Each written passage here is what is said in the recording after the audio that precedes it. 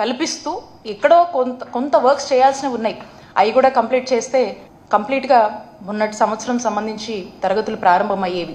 ఈ సెకండ్ ఫేజ్కి సంబంధించినటువంటి కాలేజెస్ మీద మనం ఎక్కడికైతే అక్కడి వరకు ఆగుందో అక్కడికి అంతవరకు ఆగేసి ఏమాత్రం కూడా ఎన్హాన్స్మెంట్స్ చేయకుండా పట్టించుకోలేదు. దానివల్ల ఏమయ్యాయి, క్లాసెస్ స్టార్ట్ అవ్వలేదు.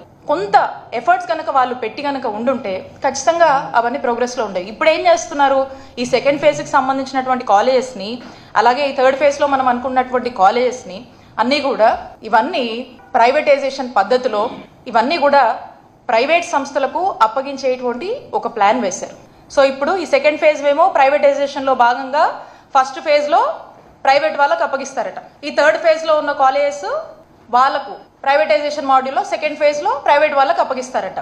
సో దీనికి ఏం చేస్తున్నారంటే ఊరికనే అలా ఇచ్చేస్తే బాగోదని చెప్పేసి నమ్మించేందుకు అందరినీ కూడా దీనికి ఒక నెరేటివ్ బిల్డ్ చేయాలి, దీనికి సర్టెన్ ప్రొసీజర్స్ మేము ఫాలో అయ్యాము, మేమేం ఊరికే అలా ఇచ్చేయలేదు అని చెప్పేటువంటి ప్రయత్నం ఇప్పుడు చేస్తూ ఉన్నారు. అదేంటంటే ఈ కాలేజెస్ అన్నిటికీ సంబంధించి KPMG అనే ఒక కన్సల్టింగ్ సంస్థ ఉంది. ఆ KPMG అనే కన్సల్టింగ్ సంస్థకి వీళ్ళు పలానా ఇట్లా మెడికల్ కాలేజెస్ ఉన్నాయి, సో ఇంత ఇన్ఫ్రాస్ట్రక్చర్ లే చేస్తున్నాము, ఇది పరిస్థితి, ఒకసారి చూడండి, దీని మీద మీరు కొంత క్రైటీరియా బిల్డ్ చేసి ఒక ఫిజిబిలిటీ రిపోర్ట్ రెడీ చేయండి అని చెప్పి ఆంధ్రప్రదేశ్ ప్రభుత్వము KPMG సంస్థ కన్సల్టింగ్ సంస్థకి వాళ్ళు చెప్పడం జరుగుతుంది.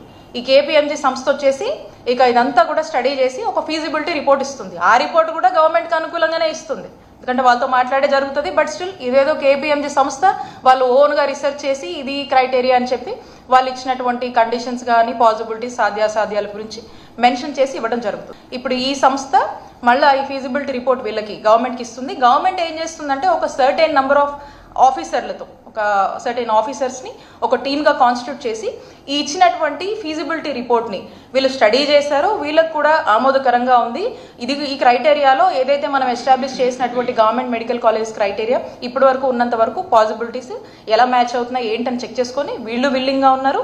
KPMG సంస్థ ఇచ్చినటువంటి ఏదైతే పాసిబిలిటీస్ రిపోర్ట్ ఉందో ఈ రెండు కూడా మ్యాచ్ చేస్తూ ఇప్పుడు it's all fine, let's go, ఇక టెండర్కి వెళ్దాము అనే దగ్గర ఇప్పుడు ఈ యొక్క స్టేటస్ ఉంది. ఇక్కడ ఇందులో వీళ్ళు ఏమంటున్నారంటే ఈ రోజున మీకు తెలుసు ఒక ప్రైమ్ ల్యాండ్ ఒక ఎకరం ఎంత ఉంటుంది, కోట్లలో ఉంటుంది. 1-2 కోట్లు ఖరీదు చేసేటువంటి ఒక ప్రైమ్ ల్యాండ్ ఎకరం ల్యాండ్ని ఈ రోజున వీళ్ళు ఎకరం ల్యాండ్కి KPMG సంస్థ కానీ గవర్నమెంట్ కానీ ఏం చెప్తున్నారు, ఈరోజు ఎకరానికి 100 రూపాయలట, lease or rent what ever it is, ఎకరానికి 100 రూపాయలు. అంటే ప్రతి గవర్నమెంట్ కాలేజ్ మనం 50 ఎకరాల్లో కట్టడం జరిగింది. ఈ 50 ఎకరాలకు సంబంధించి అంటే 100 రూపాయల ఎకరం కంటే సుమారు ఇక 5,000 రూపాయలకి, అంటే సంవత్సరానికి 5,000 రూపాయలు, 5,000 రూపాయల వరకు కూడా ఇస్తే సంవత్సరానికి ఒక 50 ఎకరాల్లో నిర్వహించినటువంటి ఇంత ఖర్చుతో 500 కోట్ల వ్యయంతో మనం ఖర్చు చేసి కడుతున్నటువంటి ఈ మెడికల్ కాలేజ్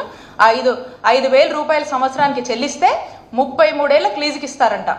33 ఏళ్ళకి ఫస్ట్కి ఇచ్చి ఆ తర్వాత ఆటో రెన్యువల్ కింద మళ్ళీ ఒక 33 ఏళ్ళకి ఉంటుంది. అంటే మొత్తం 66 ఏళ్ళకి ఈ యొక్క లీజుని ఇస్తూ మరి ఈ యొక్క ప్రైవేటైజ్